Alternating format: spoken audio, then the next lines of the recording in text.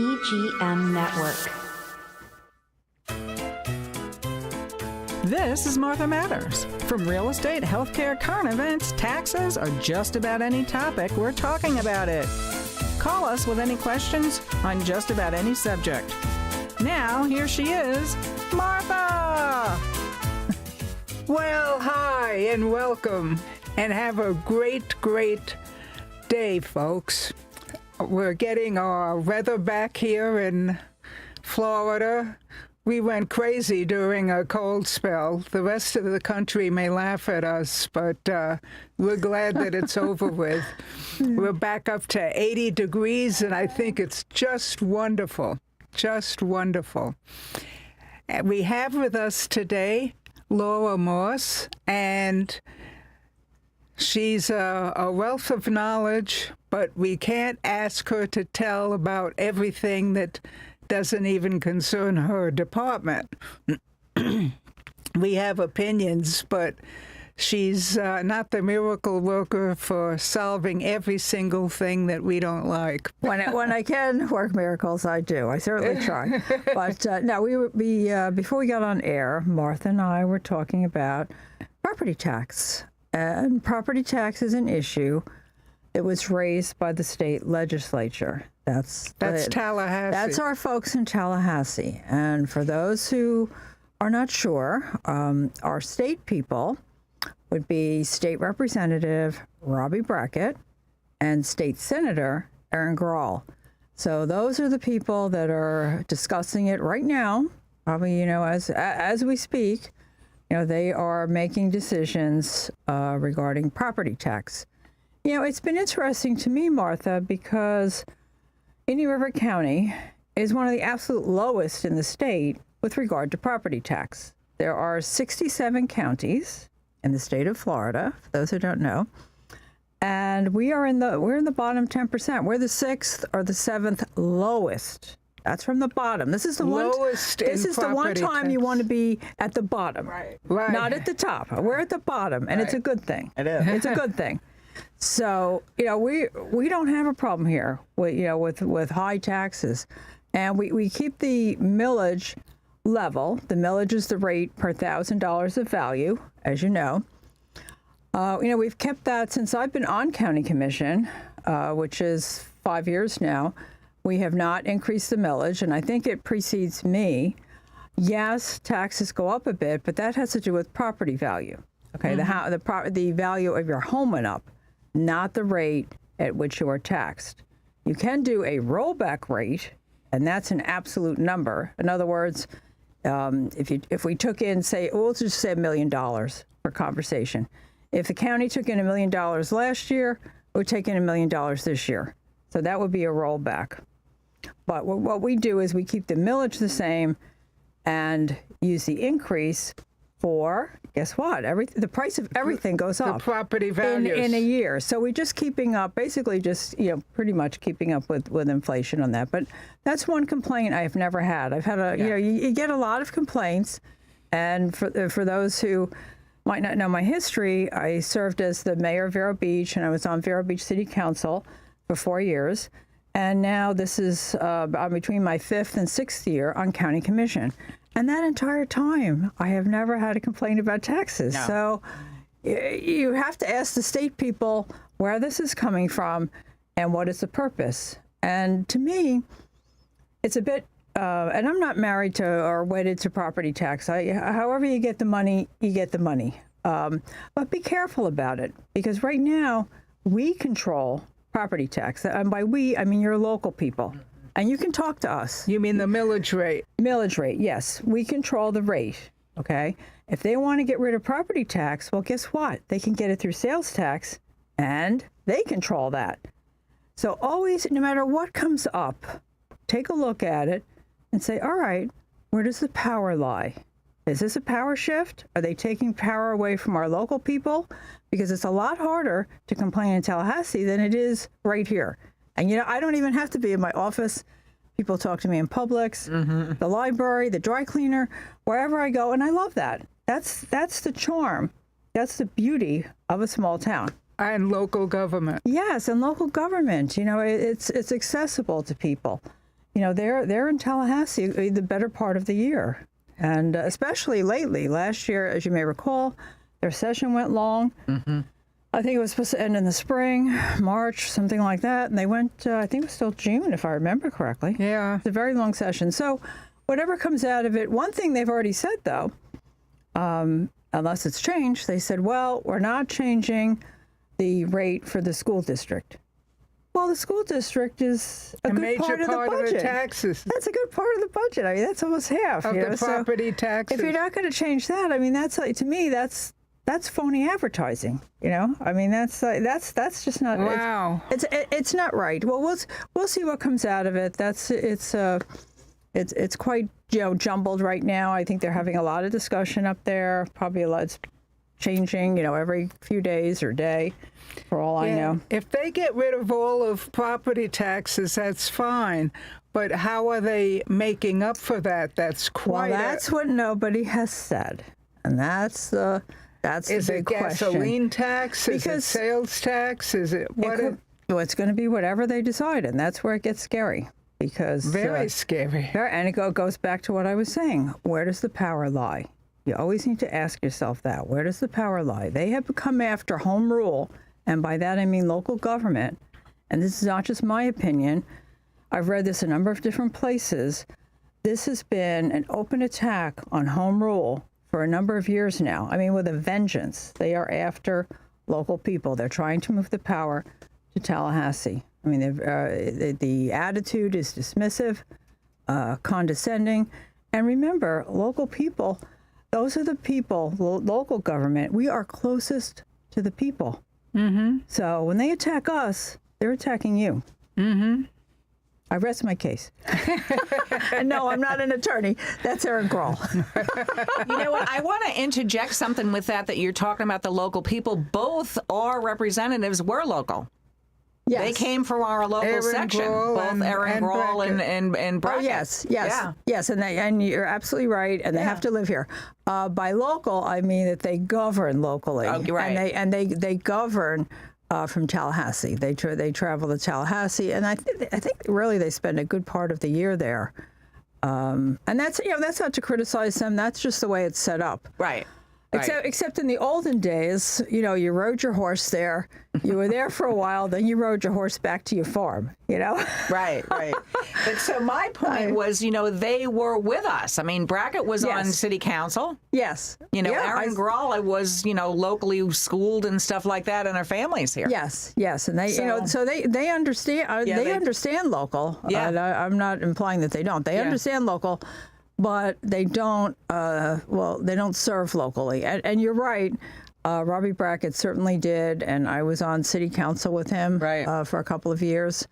So they do. I know he understands local issues, and I believe she does as well. Or I think she tries, very hard to understand the issues locally. Right. So my point is, don't forget us, is what I'm trying to say. I like that. That's a good way. Don't forget us because you came from us. We voted for you. That's a good way to put it. Don't forget us, because here's what happens, I think, and I'm just guessing, but my guess is this happens in Washington, D.C. also. Yeah. I mean, think about it for a minute. They're away from us, their constituents. They're away from us for long periods of time, and guess what? They're talking to each other. They're just talking to each other. They're not talking to us. Yeah, they're talking to each other, or they're talking to lobbyists, special interests, and that's it. That's their entire input is each other. And this happens in Washington, too. Right. So you know what it could be like if you're sitting in a room for an extended period of time and you're talking only to yourself or one or two other people. Well, it can get a little divorced from reality. Yes. I mean, seriously. I mean, it could happen to anybody. You need to stay in touch with people. I'm sure they have mechanisms for doing that. I don't know what they are. Have them on the show sometime and ask them. I'd be interested to know. Yes. But I'm sure there's a way. And I know they have assistants. They each have many assistants, and their assistants are very nice. I've spoken with several. Yes. They're always wonderful people, but they're not elected. So that only goes so far. The buck stops here. Talk to the elected person. Yes. I don't send my assistant to be on the radio with you. Yeah. I come. And I love her. She's great. Right. Yeah. Good point. So. Very, very good. Besides the property taxes, how are your feelings toward new construction? We have a lot of developments right now that are starting to get people upset, and there are not the increase in traffic lights or the lanes. I agree. I understand and I agree with the community that we're getting ahead of ourselves. And I even said this, it's on videotape. We had a joint workshop, that's County Commission, with the Planning and Zoning Board. Okay. And that was last October. It was videotaped. It went 4 hours. It was in the evening. So there's no, if you work, it's fine. You could still attend. It went from 6 p.m. to 10 p.m. So, and it wasn't just us. Speaking. About half the time was Planning and Zoning and County Commission, and the other half was the audience participation, which is great. I love that. I love to hear from people. We're going to do that again because it's a big topic, growth and how do you manage it.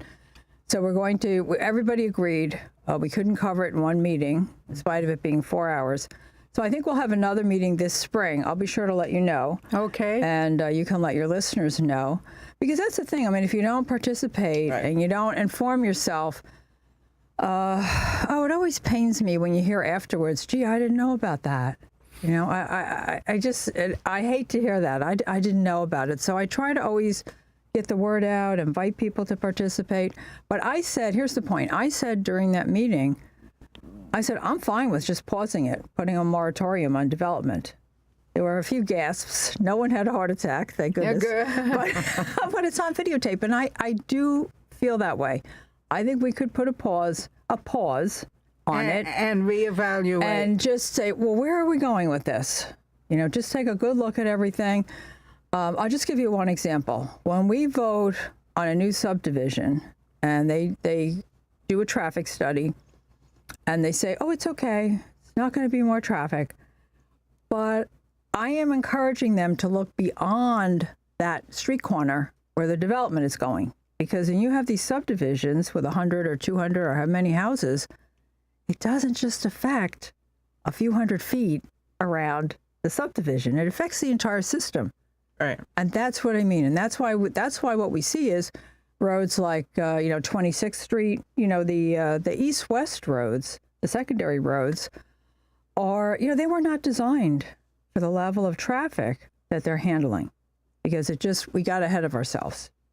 That's how I'll put it. We got ahead of ourselves. It might be time to take the pause that refreshes, get caught up a bit. The road projects are very expensive and take a long time.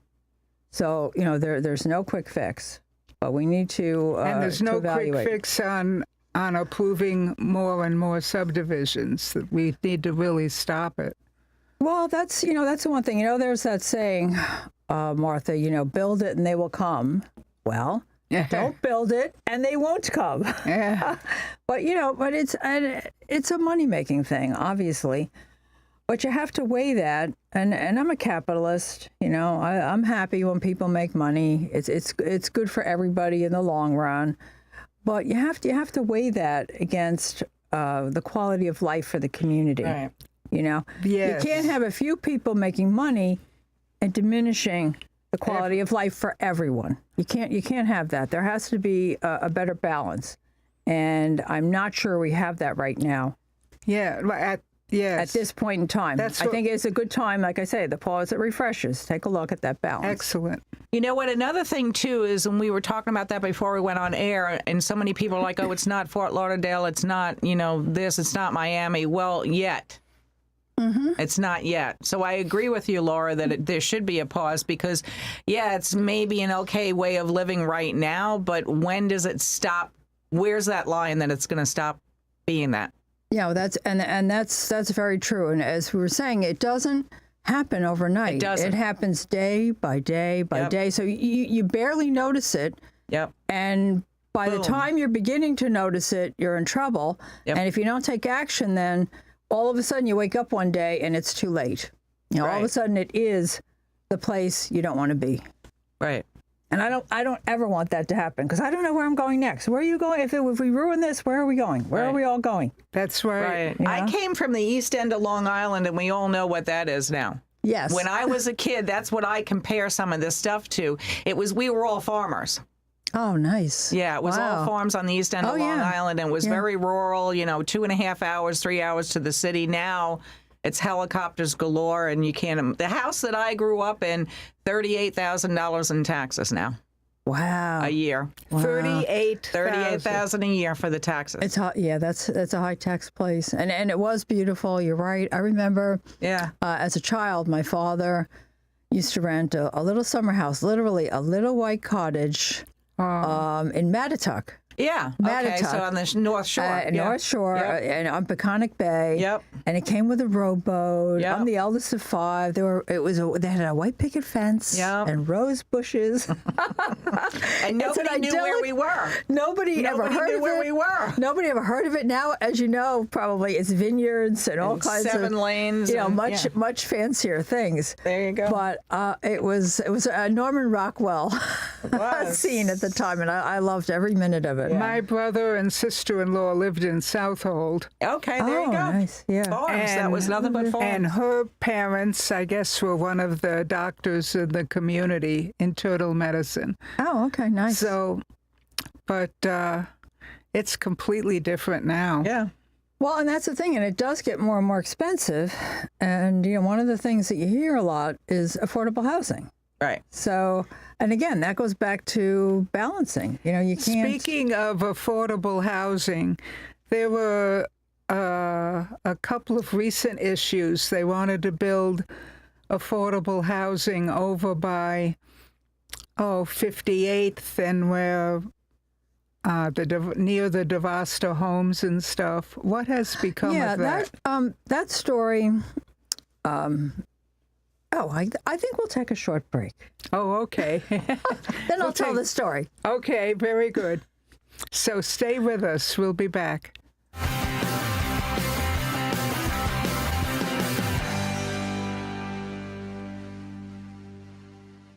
At Evergreen Media, we know the people, the businesses, and the work needed to take your marketing to the next level. We know where locals go to shop, work, and have fun. We're here to focus on your local advertising so you can focus on your business. This is our home. This is our business. Evergreen Media. We market, you grow. Blue Dolphin Pools strives to provide quality service with a well-trained staff in the field and in the office. They want you to know that your pool or spa investment means much more to them than just another account. They believe you have entrusted them with your investment, and they'll do their best to see that it stays in top condition. Blue Dolphin Pool has been in business over 35 years, setting them apart from the competition. Residential or commercial, Blue Dolphin will keep you in the swim. 567-5853. It's time to call Easy Brew Coffee and Bottled Water Service and learn just how much you can save and how convenient it is to have your coffee and bottled water delivered right to your home or office. In addition to water coolers, Easy Brew offers individual bottles of water in 8 or 16-ounce bottles. No more lugging it home or dragging it into the office. Serving the Treasure Coast for over 2 decades, 2 letters, 1 simple name. Easy for Easy Brew. Visit e-zbrew.com or call 800-792-3285. Easy Brew. The rock opera that still shakes the stage. Raw emotion and an electrifying score that defined a generation. Jesus Christ Superstar. The last week of Jesus' life, told entirely through iconic rock music. Feel it. Believe it. Live it. Starts February 26th at the beautiful Riverside Theater. Get your best tickets now at the box office or riversidetheater.com.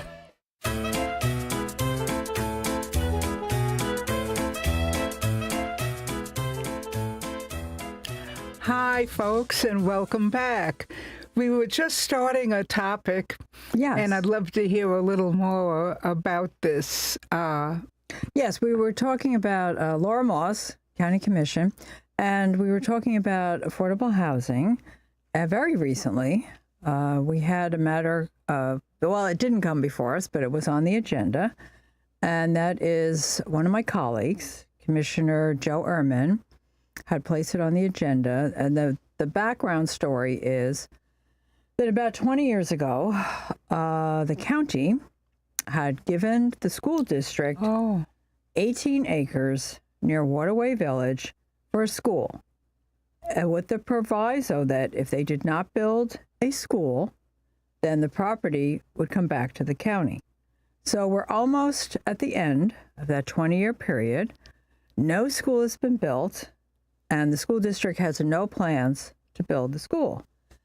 So my colleague, Commissioner Ehrman, thought that he would put it on the agenda to discuss for affordable or workplace housing. And he was thinking that this could be, for firefighters, sheriff's deputies, school teachers. And remember, he had a long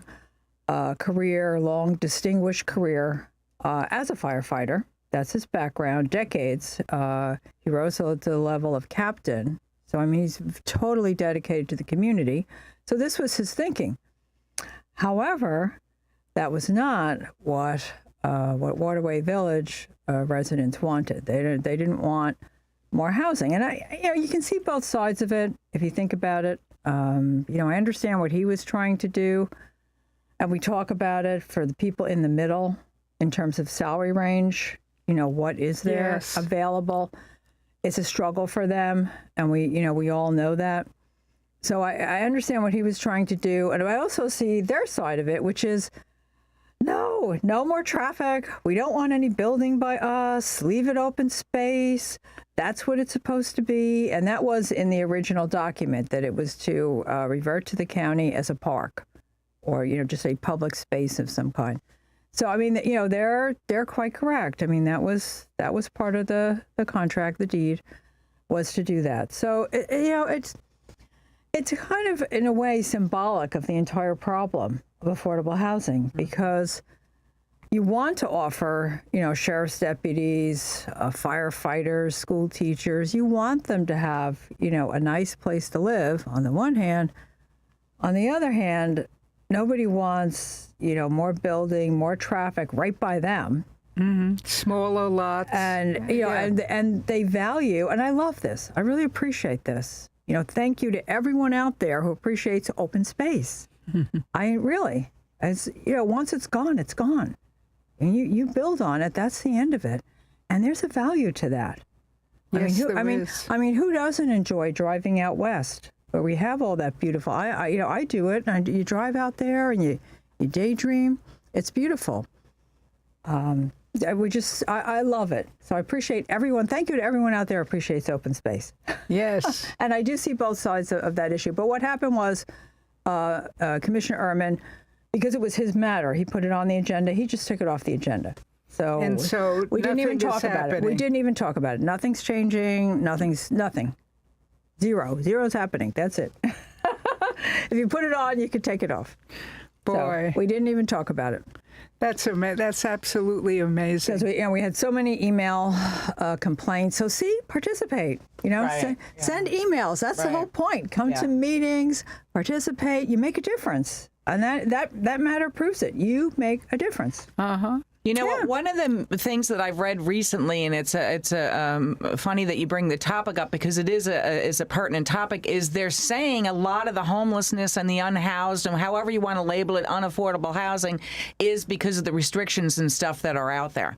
And a lot of places are starting to look at some of that stuff. Yeah, that could be. Yeah. I don't know what the answer is, but I just find it funny that a lot of people are on this topic, because we do need affordable housing.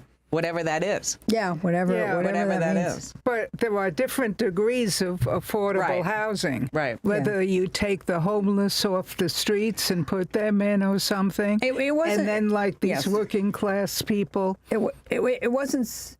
Are we taking a break? You got a second left. Okay. Well, stay with us. We'll be right back. Next week. Oh.